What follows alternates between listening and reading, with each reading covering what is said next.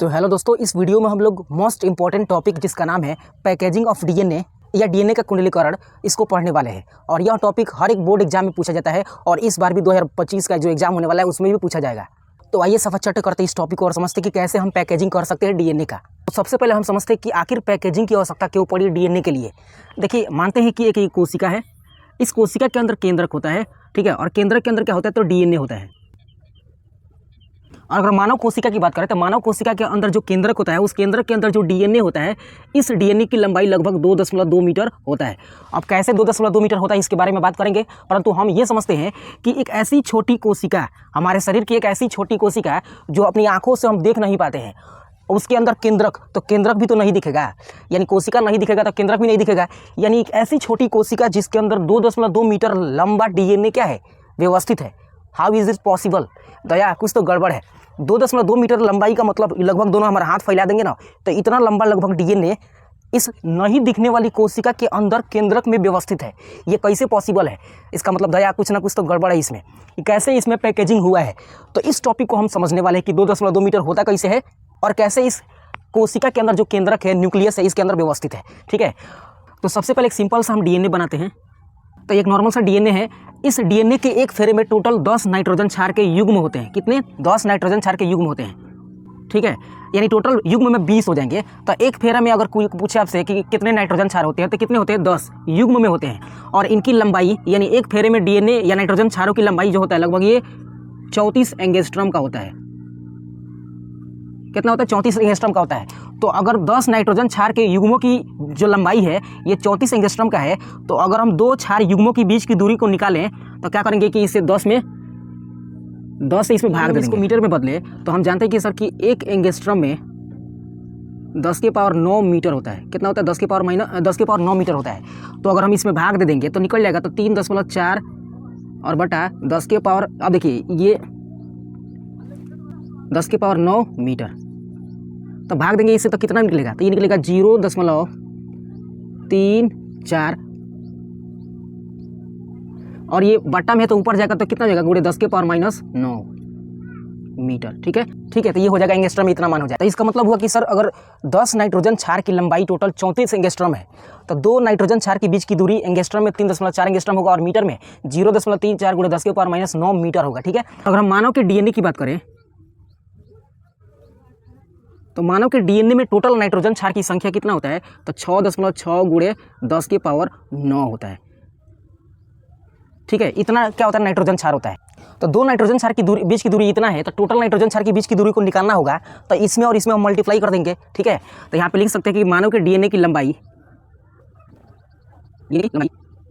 Equals to, पहले लिखेंगे 6.6 गुणे 10 के पावर 9 पूरा कर देंगे दो नाइट्रोजन क्षार युग्म के बीच की दूरी को, यानी यह कितना? तो 0.34 गुणे 10 के पावर -9, तो 10 के पावर -9 और 10 के पावर 9, ये दोनों के दोनों क्या हो जाएंगे? कैंसिल आउट हो जाएंगे, कट जाएंगे। अब इसको और इसको गुणा कर देंगे अगर हम, तो ये होगा 6.6 गुणे 0.34। तो अगर इन दोनों को हम गुणा करेंगे ना, तो ये लगभग 2.2 मीटर के बराबर आएगा। और यही तो हम कह रहे थे कि मानव के कोशिका के अंदर डीएनए की लंबाई कितना होता है? 2.2 मीटर का होता है। केवल एक कोशिका का लंबाई कितना होता है? केवल एक कोशिका के अंदर डीएनए की लंबाई मानव में 2.2 मीटर का होता है। तो अगर सभी कोशिकाओं का डीएनए निकाल दिया जाए, यानी हमारे शरीर में लगभग 64 खरब कोशिका होती है दोस्तों, 64 खरब लगभग, तो 64 खरब कोशिकाओं का अगर डीएनए हम निकाल दें और जोड़ दें, तो हम जानते हैं पृथ्वी से चंद्रमा की दूरी को माप सकते हैं। ठीक है, यानी शरीर में हमारे इतना सारा डीएनए लंबा है, यानी 2.2 मीटर, सबको अगर निकाल कर जोड़ दिया जाए तो हम पृथ्वी से चंद्रमा की दूरी को माप सकते हैं। समझ पा रहे हैं? तो अब हम समझते हैं कि आखिर इसका पैकेजिंग हुआ तो हुआ कैसे है। ठीक है, देखिएगा, हम जानते हैं कि डीएनए जो मानव होता है, डीएनए के ऊपर आवेश ऋणात्मक होता है। ठीक है, डीएनए के ऊपर आवेश कैसा होता है? ऋणात्मक होता है।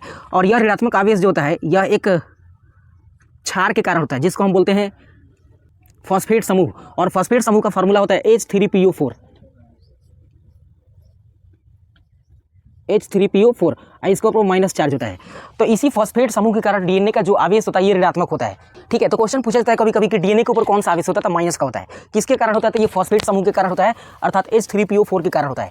अब समझिएगा, ये डीएनए जिस पर लिपटेगा ना, उसका नाम होता है हिस्टोन।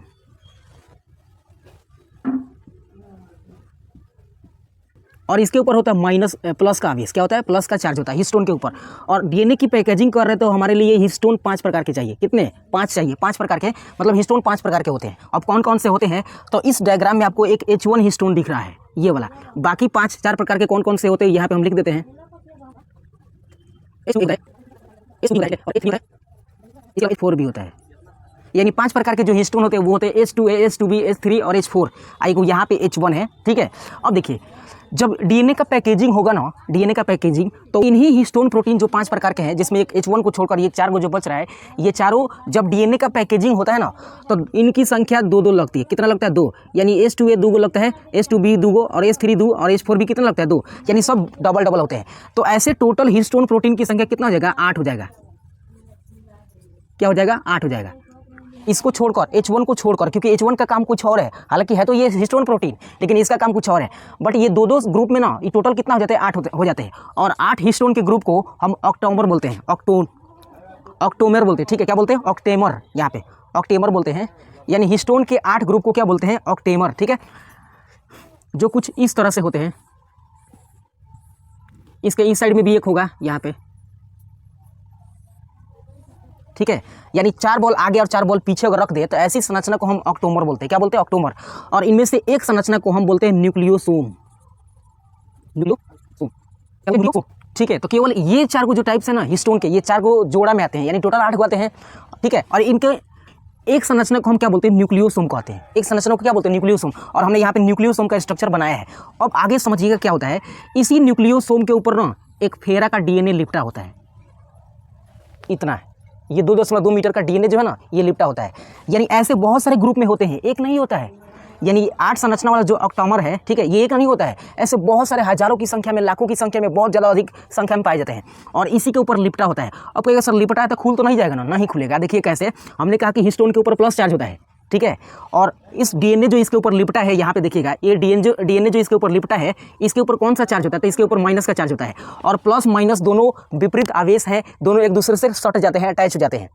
जबकि हम जानते हैं सर, अगर समान आवेश होते हैं ना तो दोनों एक दूसरे को रिपल करते हैं, ठीक है, प्रतिकर्षित करते हैं। जबकि अगर विपरीत आवेश होते हैं तो दोनों एक दूसरे से अट्रैक्ट होते हैं, आकर्षित होते हैं। तो यहाँ पे हिस्टोन पर प्लस का चार्ज है और डीएनए पर कौन सा चार्ज है? तो माइनस का चार्ज है। तो विपरीत है, दोनों सट जाएंगे, आराम से सट जाएगा। इसके बाद भी अगर डीएनए हिस्टोन पर लिपटने के बाद खुल रहा है तो उसके लिए H1 हिस्टोन है ना, यहाँ पे खूंटा गाड़ दिया जाएगा। यानी ये लॉकिंग के लिए काम करता है। क्या करता है? ये लॉकिंग के लिए काम करता है। डीएनए जब लिपट जाता है ना, किस पर? हिस्टोन पर, तो वो दोबारा नहीं खुल जाए, इसके लिए H1 प्रोटीन उसको लॉक कर देता है, ऐसे लॉक कर देता है, ताकि ये डीएनए का जो पूरा लंबाई है, ठीक है, वो ओपन नहीं हो, दोबारा से खुले नहीं। अब शायद आपके सामने ये जो डायग्राम दिख रहा है, इसमें देखिए, ये एक एक्स गुणसूत्र है, ठीक है। इस एक्स गुणसूत्र को जब निकाला गया है तो इसमें बहुत सारे हिस्टोन प्रोटीन लिपटे हुए हैं, ठीक है। और यही हिस्टोन प्रोटीन डीएनए के सभी लंबाई, यानी जो 2.2 मीटर लंबा होता है, उसको पूरा ये अटैच करके रखे हुए हैं। और उस डीएनए की पूरी लंबाई में जहाँ जहाँ H1 प्रोटीन है, वो H1 प्रोटीन क्या करता है? तो लॉकिंग करके रखता है किसको? तो इस डीएनए को, पूरे लंबाई को। तो आई होप आपको ये डीएनए का पैकेजिंग समझ में आया होगा। एक और उदाहरण से आप समझ सकते हैं। हम जानते हैं कि एक रील जो होता है ना, रील, इंस्टाग्राम वाला रील ना, ठीक है। रील मतलब जिसके ऊपर धागे लपटे होते हैं, जिससे हम कपड़े सिलते हैं। उस रील में लगभग धागे की लंबाई 75 मीटर तक का होता है। कितना होता है? 75 मीटर, ठीक है। क्या होता है? 75 मीटर तक का होता है। और रील के अंदर ना एक प्लास्टिक, या बोल सकते हो कागज के एक बना सा इस तरह से होता है, जिसके ऊपर लिपटा होता है। अब सोचिए ना, 75 मीटर लंबी धागे को एक छोटे से संरचना के ऊपर लिपट दिया गया है। तो इसी तरह का संरचना डीएनए का पैकेजिंग इस कोशिका के केंद्रक में होता है। तो ये कहानी था इसका, डीएनए का पैकेजिंग। आई होप आपको समझ में आया होगा, ठीक है।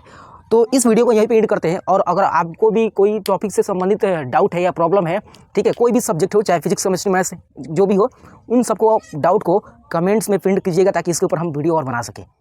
तो मिलते हैं किसी अदर वीडियो के साथ। तब तक के लिए टेक केयर ऑफ़ योरसेल्फ।